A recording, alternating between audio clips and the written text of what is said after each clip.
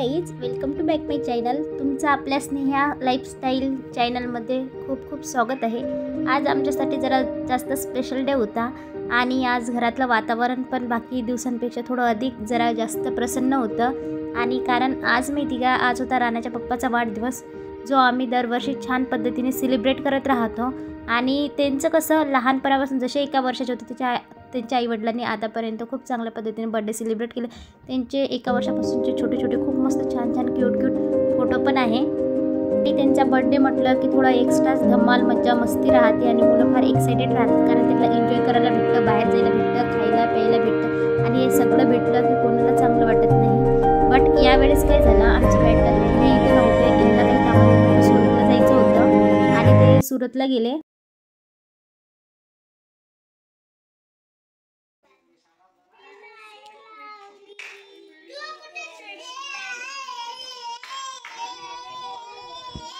मला वाटलं की ते 3 तारखेला येते तर तेव्हा सेलिब्रेशन करावं, पण त्यांना तिथून बँगलोरला जायचं होतं इमर्जन्सी आणि नंतर मग ते काही येणार नव्हते। म्हटलं मग तेव्हापर्यंत आपण आपलं तरी एन्जॉय केलं पाहिजे, नंतर वेळ कधी येते आणि कधी नाही। मग ताईला पण थोडंसं आल्या तर एका कामात 2 कामं होते आणि पार्लरमध्ये जायचं होतं, त्यांना थोडेसे हेअरकट वगैरे आणि आयब्रो वगैरे करायचे होते।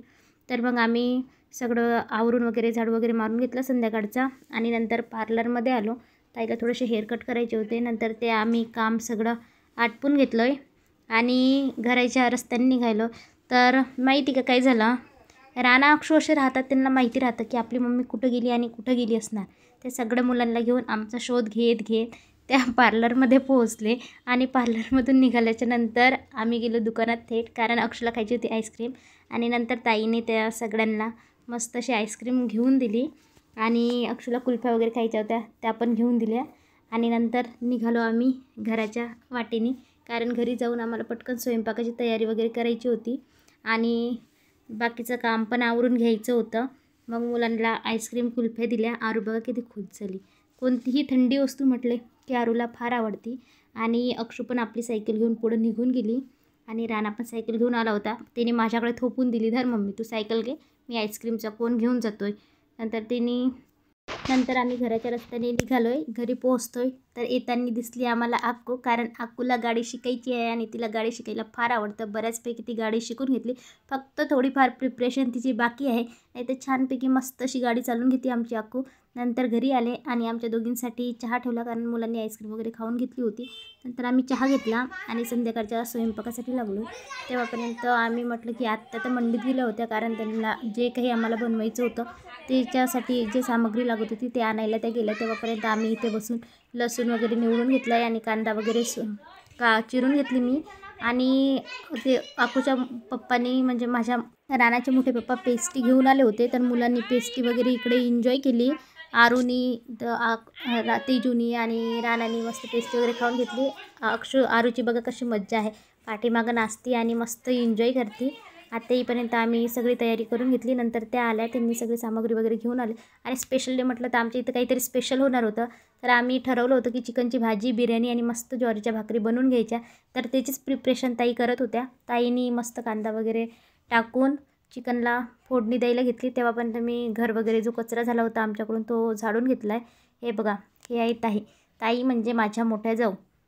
मग आम्ही मस्त दोघींनी मिळून जेव्हापर्यंत ताई भाजीची तयारी करतात, मसाला वगैरे भाजून घेत आहे, तेव्हापर्यंत मी इकडे बिर्याणीची तयारी करून घेतली आणि आम्हाला मध्ये कंपनी द्यायला आकू होतीच। मग आम्ही दोघींनी मिळून स्वयंपाक रेडी करून घेतला आहे आणि म्हणजे त्याची प्रिपरेशन सुरू होती आणि मध्येच आरूची पण लूडबूड सुरू होती मम्मा करत।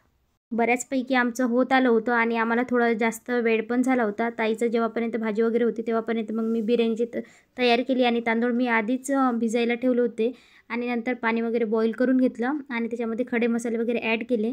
आणि इकडे आक्कू पण आमची हेल्प करायसाठी होतीच, तिने दह्यामध्ये थोडंसं मसाला वगैरे टाकून बिर्याणी ॲड करून घेतला आहे आणि इकडे मी तांदूळ शिजायला टाकले।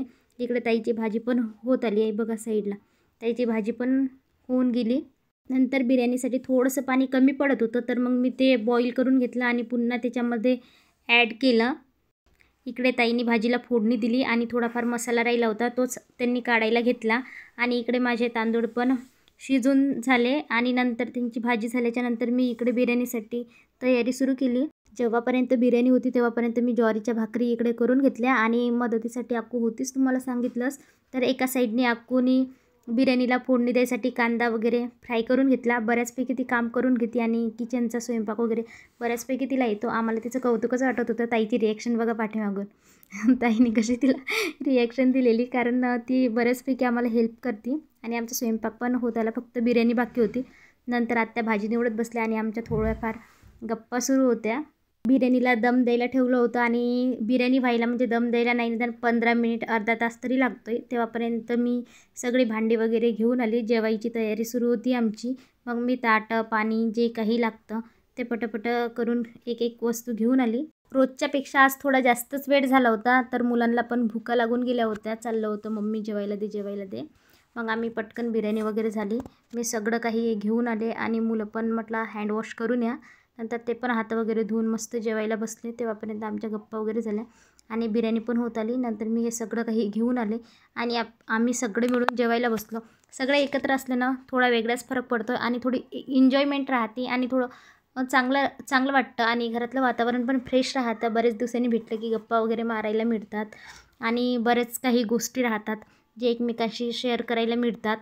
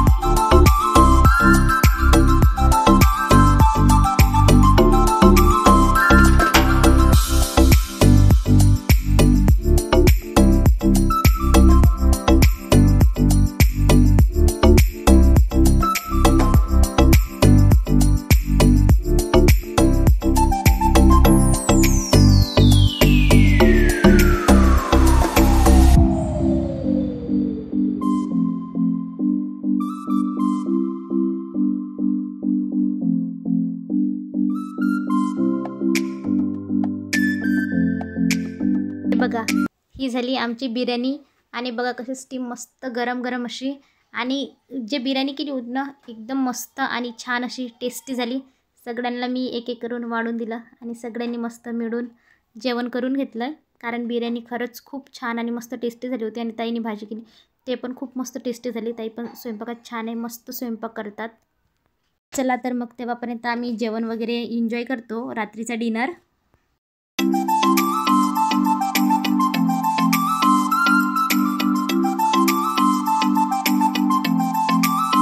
मध्येच आम्ही जेवण करत होतो तेव्हापर्यंत तेजूनी आमचा व्हिडिओ घेतला. मम्मा हाय कर. मग आम्ही आमचा व्हिडिओ हाय बाय सुरू केला. जेवण वगैरे झाले आणि ताईला जायचं होतं कारण बराच वेळ झाला होता. रात्रीचे 10 वाजले. मग त्या निघाल्या आणि थोडंफार काम राहिलं होतं तर मग मी करून घेतलं. 2-4 प्लेटी घासायच्या होत्या कारण ताईनी जेव्हापर्यंत स्वयंपाक होता तेव्हापर्यंत सगळेच भांडी घासून घेतले होते. फक्त मग आमचे जेवणाचेच भांडे राहिले होते. मग मी ते 2-4 ताटं प्लेट्या वगैरे घासून घेतल्या आणि नंतर मस्त स्वच्छ झाडू वगैरे मारून घेतला आणि बऱ्याचपैकी माझं काम झालं होतं. सगळं मी क्लीन करून घेतलं.